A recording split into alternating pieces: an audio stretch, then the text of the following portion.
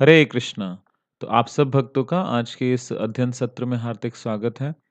और आज हम अध्याय 46 का भाग 1 पढ़ेंगे। तो आइए प्रारंभ करते हैं इस अध्ययन सत्र को इस प्रार्थना से।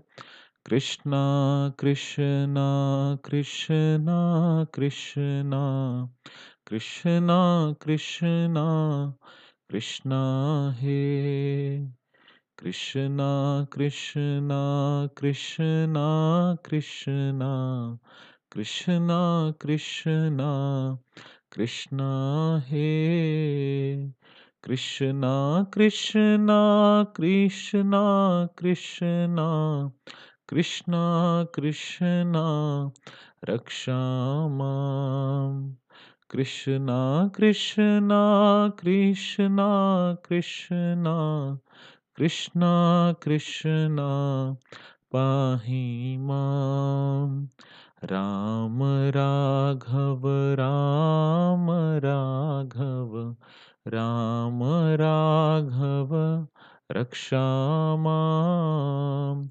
कृष्णा केशव कृष्णा केशव कृष्णा केशव पाहि माम्। शिल प्रभुपाद जी का प्रणाम मंत्र।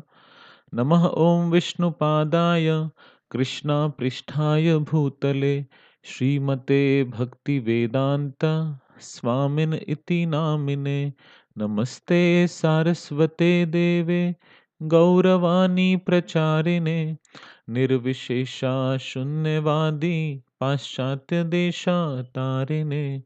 हरे कृष्णा कृष्णा कृष्णा हरे हरे हरे राम राम राम राम हरे हरे। तो जो पिछला अध्याय था उसमें हमने इसकी चर्चा की थी कि कैसे भगवान श्री कृष्ण ने कृष्ण और बलराम अपने गुरु को गुरु दक्षिणा के रूप में उनका मृत पुत्र वापस करने के लिए पहले सागर के पास गए। फिर उनको पता लगा कि एक राक्षस पंचजन जिसने उनके पुत्र को सांदीपनि मुनि के पुत्र को उसका वध कर दिया था, उसको खा गया था वो। तो उसको ढूँढा लेकिन वहाँ पे भी नहीं मिला, तो फिर यमराज जी से अपने गुरुपुत्र को बचाकर वो लेकर आए। तो अब हमने ये भी पढ़ा था कि नंद महाराज और जो बाकी ग्वाल-बाल थे जो भगवान के साथ मथुरा आए थे, वो सब वापस चले गए थे। तो आज की जो कथा है हम इसको आगे यहाँ से प्रारंभ करते हैं। इसका शीर्षक है उद्धव जी की वृंदावन यात्रा। नंद महाराज श्री कृष्ण और बलराम के बिना वृंदावन लौट आए थे। उनके साथ केवल गोप और ग्वाले ही आए थे। गोपियों, माता यशोदा, श्रीमती राधा रानी और वृंदावन के सभी निवासियों के लिए निश्चय ही यह एक अत्यंत कारुणिक दृश्य था। अनेक भक्तों ने श्री कृष्ण की वृंदावन से अनुपस्थिति के विषय में सामंजस्य स्थापित करने की चेष्टा की है, क्योंकि विशेषज्ञों के मतानुसार भगवान श्री कृष्ण कभी भी वृंदावन से एक पग भी बाहर नहीं जाते हैं। तो हमने पहले भी ये चर्चा की थी। वृंदावनम परित्यज्य पदम एकम न गच्छति। भगवान कभी भी वृंदावन को छोड़ के कभी जाते ही नहीं, लेकिन यहाँ पे भगवान अनुपस्थित हो गए, सबको छोड़ के चले गए। वे सदैव वहीं रहते हैं। विशेषज्ञ भक्तों ने स्पष्टीकरण किया है कि श्री कृष्ण वास्तव में वृंदावन से अनुपस्थित नहीं थे। वे अपने वचन के अनुसार नंद महाराज के साथ ही लौट आए। जब श्री कृष्ण अक्रूर के रथ पर मथुरा जा रहे थे और गोपियों ने उनका मार्ग प्रायः अवरुद्ध कर दिया था, उस समय श्री कृष्ण ने उन्हें आश्वासन दिया था कि वे मथुरा में अपना कार्य समाप्त करने के पश्चात ही लौट आएंगे। श्री कृष्ण ने गोपियों को व्याकुल ना होने के लिए कहा और इस प्रकार उन्होंने उनको सांत्वना दी। किंतु जब वे नंद महाराज के साथ नहीं लौटे तो ऐसा लगता था कि या तो उन्होंने उनके साथ छल किया अथवा वे अपने वचन को ना निभा सके। तो अपैरेंटली ऐसा लगता है कि भगवान श्री कृष्ण ने प्रॉमिस किया था गोपियों को कि मैं अपना कार्य करके वापस आ जाऊंगा मथुरा से। लेकिन अब ऐसा प्रतीत हो रहा है कि या तो उन्होंने अपना प्रॉमिस ब्रेक किया या उनको धोखा दिया। किंतु महाभागवतों का निष्कर्ष है कि श्री कृष्ण ना तो छली हैं और ना ही वचन भंग करने वाले हैं। अपने मूल स्वरूप में श्री कृष्ण नंद महाराज के साथ लौट आए थे और माता यशोदा तथा गोपियों के साथ अपने भाव अंश के रूप में निवास कर रहे थे। श्री कृष्ण और बलराम जी मथुरा में अपने मूल रूप में नहीं रह रहे थे, अपितु अपने अंश श्री वासुदेव तथा श्री शंकरशन के रूप में रह रहे थे। अपने भाव अंशों में वास्तविक श्री कृष्ण व बलराम जी वृंदावन में थे, जबकि मथुरा में वे प्रभव तथा वैभव अंशों के रूप में प्रकट हुए। श्री कृष्ण के उत्तम अधिकारी भक्तों का यह विशेषज्ञ मत है। तो उन जो भक्त हैं, जो विशेषज्ञ हैं, इस मैटर में एक्सपर्ट हैं, उनका क्या कहना है कि भगवान अपने मूल रूप में वापस आ गए थे और अपने भाव अंश में वो वृंदावन में रहते थे। लेकिन जो मथुरा में जो उनका स्वरूप था, वो वास्तविकता में उनका वैभव और प्रभव या प्राभव श्री चैतन्य चरितामृत में प्राभव बताया गया, तो श्री वासुदेव जी और श्री संकर्षण जी के रूप में था। तो ये चीज़ हम यहाँ पे देखते हैं श्री चैतन्य चरितामृत में आदि लीला 2nd चैप्टर 97 प्यार में बताते हैं, कृष्णेर स्वरूपेर हय षड्विध विलास प्राभव वैभव रूपे द्विविध प्रकाश। तो इसका अनुवाद क्या है कि भगवान श्री कृष्ण अपने 6 मूल विस्तारों में विलास करते हैं, प्राभव तथा वैभव ये उनके 2 प्राकट्य हैं।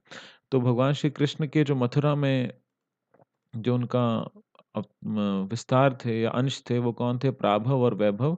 और भगवान श्री कृष्ण वासुदेव के रूप में, यानी वसुदेव के पुत्र वासुदेव, और बलराम जी श्री संकर्षण के रूप में वहाँ पे उपस्थित थे। और वृंदावन में जो वो प्रेज़ेंट थे, अपने मूल रूप में थे, लेकिन वहाँ पे वो भाव अंश उन्होंने प्रेज़ेंट किया। अपैरेंटली नहीं दिख रहे हैं, बट भाव अंश में। तो प्रभुपाद जी इसको आगे समझाएँगे कि भाव अंश का मतलब क्या है। तो कृष्ण बलराम अपने मूल स्वरूप में वापस आ गए थे, उन्होंने अपना प्रॉमिस तोड़ा नहीं था। श्री कृष्ण के उत्तम अधिकारी भक्तों का ये विशेषज्ञ मत है, बाह्य रूप में वे वृंदावन से अनुपस्थित थे, किंतु जब नंद महाराज वृंदावन लौटने का आयोजन कर रहे थे, उस समय उनके श्री कृष्ण और बलराम जी के मध्य यह चर्चा हुई थी कि नंद जी से वियुक्त होकर वे बालक किस प्रकार रह सकेंगे। अलग होने का निर्णय पारस्परिक सहमति से लिया गया था। तो बता रहे हैं कि जब नंद महाराज जी वापस जाने का उन्होंने पूरा प्लानिंग किया और वो जाने लगे, तो आपस में एक मीटिंग हुई, एक कंसेंट से ये डिसाइड हुआ कि ये बच्चे हमारे बिना कैसे रह पाएँगे और हम भी इनके बिना नहीं रह पाएँगे। तो फिर एक मीटिंग से ये पारस्परिक सहमति ली गई। तो उसमें क्या डिस्कशन हुआ? वसुदेव जी और देवकी जी, जो श्री कृष्ण के वास्तविक माता-पिता थे, कंस की मृत्यु के कारण अब श्री कृष्ण को अपने साथ रखना चाहते थे। जब तक कंस जीवित था, श्री कृष्ण और बलराम को नंद महाराज के संरक्षण में वृंदावन में रखा गया था। स्वाभाविक ही था कि श्री कृष्ण व बलराम जी के माता-पिता अब उन्हें अपने साथ रखना चाहते थे। तो श्री कृष्ण के जो वास्तविक माता-पिता हैं, वसुदेव जी, देवकी चाहते थे कि हमारा बच्चे अब हमारे पास आ जाएँ वापस। इसका विशेष कारण यह था कि वे श्री कृष्ण और बलराम जी का यज्ञोपवीत संस्कार करना चाहते थे। जो हमने पिछले चैप्टर में पढ़ा था, गर्ग मुनि ने उनका किया था। जो परिष्कार या शुद्धि करने वाला संस्कार है, वे दोनों भाइयों को उचित शिक्षा भी देना चाहते थे, क्योंकि यह पिता का कर्तव्य होता है और इसके लिए उन्होंने फिर उनको उज्जैन या अवंतीपुर भेजा सांदीपनि मुनि के आश्रम में।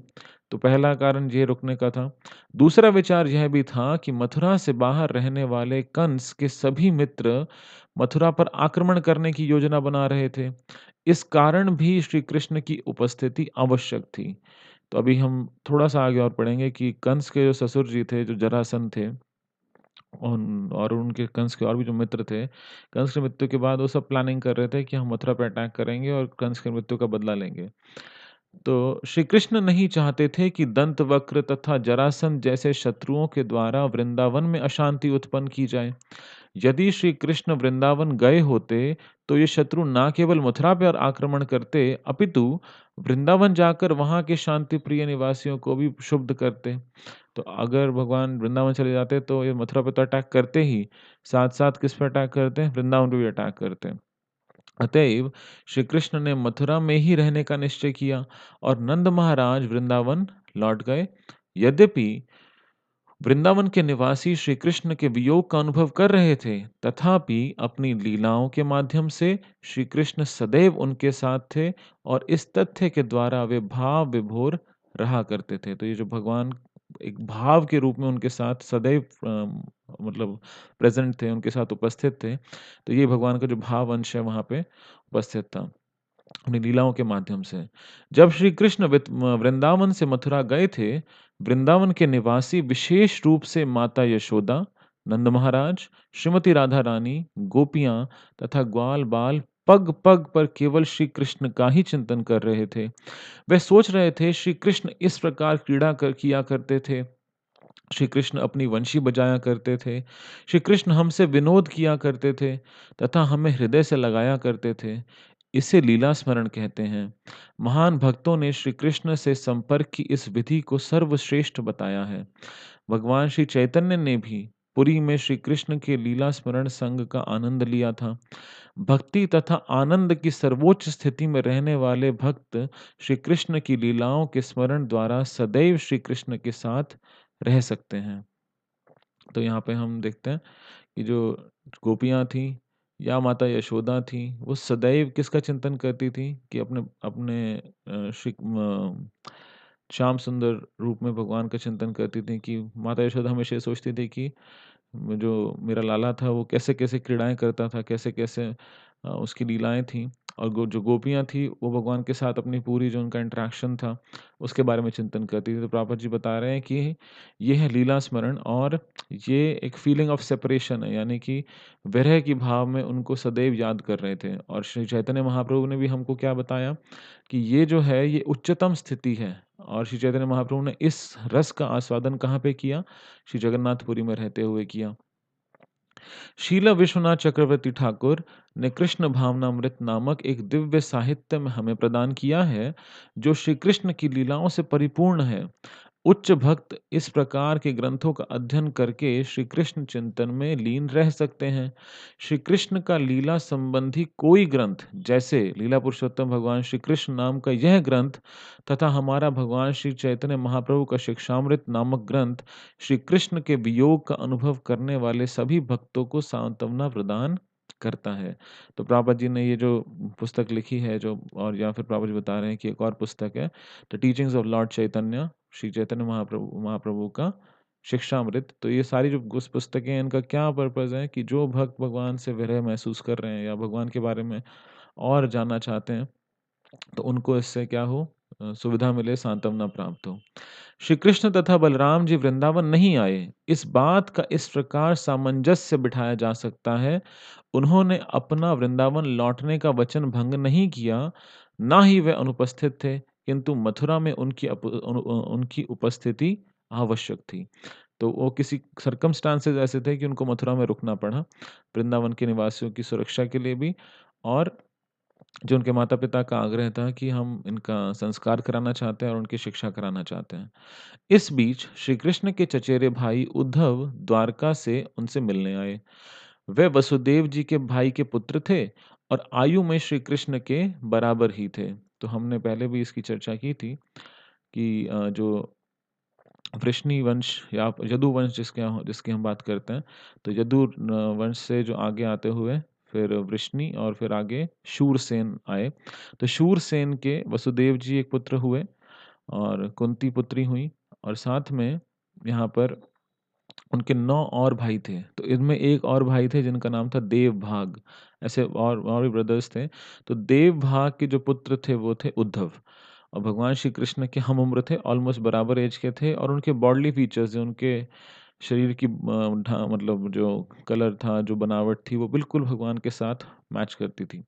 तो भगवान और उद्धव जी बहुत अच्छे मित्र थे। तो वो कहाँ से आए उद्धव जी? द्वारका से उनसे मिलने आए। रूपरेखा में वे श्री कृष्ण जैसे ही लगते थे। गुरुकुल से लौटने पर अपने सर्वप्रिय सखा उद्धव को देखकर श्री कृष्ण प्रसन्न हो गए। तो भगवान गुरुकुल से वापस आए थे और उद्धव जी उनसे मिलने के लिए आए। श्री कृष्ण वृंदावन के नागरिकों के गहन वियोग भाव को शांत करने के लिए उद्धव को संदेश देकर वृंदावन भेजना चाहते थे। तो भगवान चाहते थे कि आप क्या करो, जो मेरे भक्त वृंदावन में मेरे से वियोग सेपरेशन फ़ील कर रहे हैं, उनको थोड़ा सांत्वना देकर आओ। तो उन्होंने फिर उद्धव जी से रिक्वेस्ट किया कि आप जाइए, मेरे बिहाफ़ पे मेरे प्रतिनिधि बन के जाइए और वहाँ पे उनको सांत्वना दीजिए। जैसा कि भगवत गीता में कहा गया है, ये यथा माम प्रपद्यन्ते तांस तथैव भजामि अहम। श्री कृष्ण अत्यंत भावग्राही हैं। भक्त की भक्ति में प्रगति के अनुरूप ही वे स्नेह का आदान प्रदान करते हैं। गोपियां श्री कृष्ण के वियोग के कारण दिन के चौबीसों घंटे श्री कृष्ण का चिंतन करती रहती थीं। कृष्ण भी उसी प्रकार गोपियों, माता यशोदा, नंद महाराज तथा वृंदावन के अन्य निवासियों का चिंतन करते रहते थे।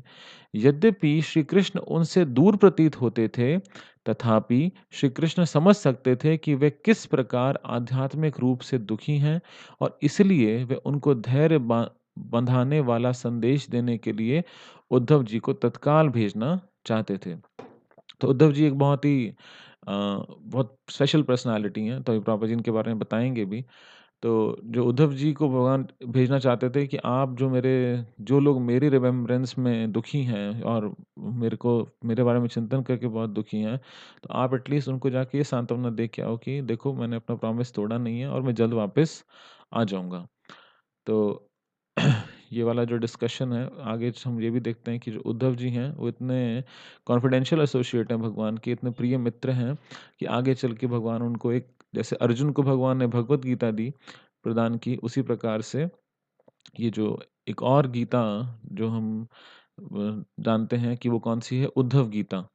तो ये भी श्रीमद् भागवतम में इसकी हम चर्चा सुनते हैं।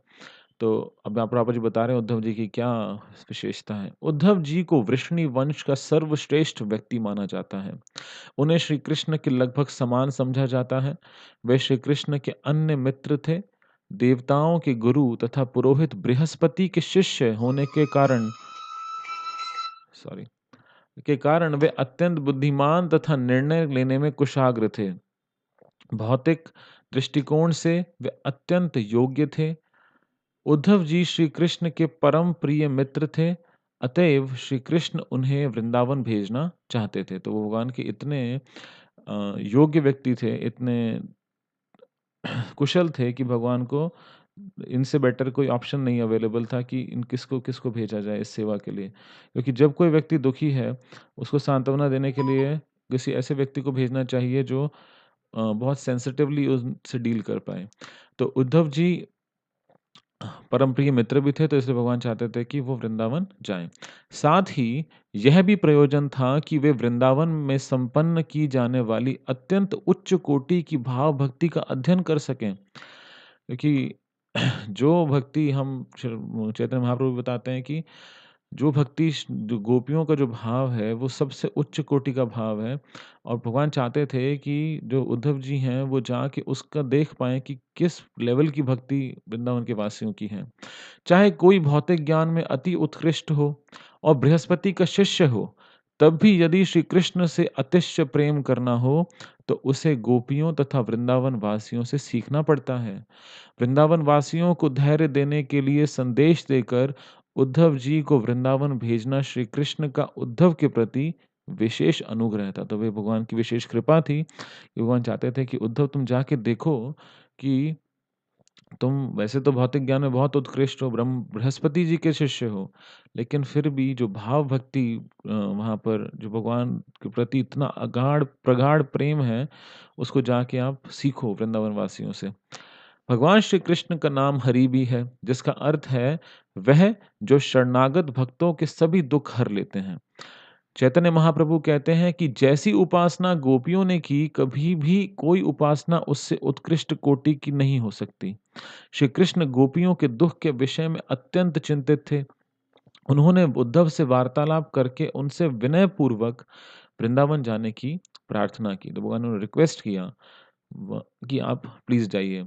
उन्होंने उद्धव जी का हाथ अपने हाथ में लेकर कहा, मेरे सौम्य सखा उद्धव, कृपया तुम तत्काल वृंदावन जाओ और मेरे माता-पिता नंद महाराज तथा यशोदा देवी और गोपियों को सांत्वना देने का प्रयत्न करो। किसी भयंकर रोग से पीड़ित व्यक्ति की भांति वे अत्यंत ही दुखी हैं। तुम जाकर उन्हें एक संदेश दो। मुझे आशा है कि उनकी व्याधियां यानी उनका जो दुख अंशतः शांत हो जाएगा, कुछ हद तक शांत हो जाएगा। गोपियाँ सदैव मेरे चिंतन में लीन रहती हैं। उन्होंने अपना शरीर, कामनाएँ, जीवन तथा आत्मा सभी मुझे समर्पित कर दिया है। मैं ना केवल गोपियों के लिए चिंतित हूँ, अपितु जो भी प्राणी मेरे लिए समाज, मैत्री, प्रेम और व्यक्तिगत सुखों का त्याग करता है, उसके लिए मैं व्याकुल रहता हूँ। ऐसे उत्कृष्ट भक्तों की रक्षा करना मेरा कर्तव्य है। गोपियाँ मुझे सर्वाधिक प्रिय हैं। वे इस प्रकार सदैव मेरा चिंतन करती रहती हैं कि वे मेरे वियोग में व्याकुल और मृतप्राय रहती हैं। वे केवल यह सोचकर जीवित रहती हैं कि मैं शीघ्र ही उनके पास लौट रहा हूँ। तो भगवान क्या इसमें इतना अच्छा संदेश हमें दे रहे हैं कि भगवान पहले कह रहे हैं कि गोपियों ने जो मेरे लिए किया है, वो क्या है कि अपना जीवन, अपनी कामनाएँ, अपनी सारे सुख, उन्होंने सब कुछ मुझे समर्पित कर दिया है। और ना केवल गोपियाँ, अगर कोई व्यक्ति अपने कोई प्राणी, मतलब कोई भी जीवात्मा अगर भगवान के लिए अब समाज, मैत्री, प्रेम, अपने व्यक्तिगत सुखों को, पर्सनल कम्फर्ट्स को छोड़ता है, तो भगवान कहते हैं कि मैं व्याकुल होता हूँ। और गोपियों ने जो उनका जीवन का लक्ष्य है वो क्या है? वो सिर्फ़ इसलिए ही ज़िंदा हैं कि मैं शीघ्र ही वापस आऊँगा, और सिर्फ़ इस भावना को लेकर वो जीवित हैं। तो भगवान इसलिए भी चाहते थे, ये यथा माम प्रपद्यन्ते, वो इतना प्रेम करते हैं भगवान से, तो भगवान ने उद्धव जी को भेजा कि आप जाइए। भगवान श्री कृष्ण के इस प्रकार आग्रह करने पर उद्धव जी ने तत्काल अपने रथ पर सवार होकर प्रस्थान किया और गोकुल को संदेश ले गए। सूर्यास्त के समय जब गायें गोचर भूमि से लौट रही थीं, तब वे वृंदावन के समीप पहुंचे। उद्धव जी और उनका रथ गोरज से आवृत हो गया, तो वो लगभग डस्क के टाइम पे पहुंचे, गोधूली के समय पहुंचे। तो जब गायें वृंदावन में यानी कि गौएं चरने के बाद वापस शाम को आती हैं, तो पूरे जो रथ था और जो उद्धव जी थे, वो पूरे के पूरे रथ जो है गोरज से, यानी कि वृंदावन की जो रज है उससे ढक गया। उन्होंने वृषभों को समागम के लिए गायों के पीछे दौड़ते हुए देखा। दुग्ध भार से बोझल थनों वाली दूसरी गायों को उन्होंने दूध पिलाने के लिए बछड़ों के पीछे भागते देखा। उद्धव जी ने देखा कि वृंदावन की समस्त धरती श्वेत गौओं और बछड़ों से भरी हुई है। गोकुल में यत्र तत्र सर्वत्र गौएं दौड़ रही थीं। उन्हें गोदोहन की ध्वनि सुनाई पड़ रही थी। वृंदावन में प्रत्येक घर सूर्यदेव तथा अग्निदेव की उपासना के लिए सज्जित था। प्रत्येक घर में अतिथियों, गौओं, ब्राह्मणों और देवताओं के स्वागत का प्रबंध था। घर को पवित्र बनाने के लिए प्रत्येक घर दीपक से प्रकाशित था और उसमें धूप जल रही थी। तो वृंदावन का जो पूरा ब्यूटी है उसको पूरा डिस्क्राइब कर रहे हैं शिल प्रभुपाद जी। और क्या बता रहे हैं कि जो पूरा का पूरा जो वातावरण था वो कैसा था कि जो गौएं थी वो सब जगह उनको गौएं दिख रही थी, और हर प्रत्येक घर में क्या हो रहा था, सूर्यदेव अग्निदेव की उपासना के लिए सज्जित था, और अतिथियों को, गौओं को, ब्राह्मणों को स्वागत करने की वहां पे पहले से ही प्रबंध थे कि कोई व्यक्ति कभी भी आ जाए तो उनको स्वागत किया जाए। घर को पवित्र बनाने के लिए दीप थे, और फिर वृंदावन में सर्वत्र पुष्पों से भरे उत्तम उद्यान, चहचहाते पक्षी तथा मधुमक्खियों की गुनगुनाहट थी। सरोवरों में कमल पुष्प, बतखें तथा हंस भरे हुए थे। तो ये श्री वृंदावन धाम है जहाँ पे उद्धव जी ने उसकी इतनी सुंदरता देखी। तो अब आगे उद्धव जी गोपियों से भगवान के माता-पिता, जो पालक माता-पिता हैं, नंद महाराज और यशोदा माता, उनसे मिलेंगे। तो कल जो बाकी पार्ट है, इसको हम कल पढ़ेंगे। तो आज के इस अध्ययन सत्र में हम यहीं पर विराम देते हैं। तो आप सब भक्तों को आज के इस अध्ययन सत्र में भाग लेने के लिए हार्दिक धन्यवाद। श्रील प्रभुपाद की जय, अनंत कोटि वैष्णव वृंद की जय, निताई गौर प्रेमानंदे, हरि हरि बोल।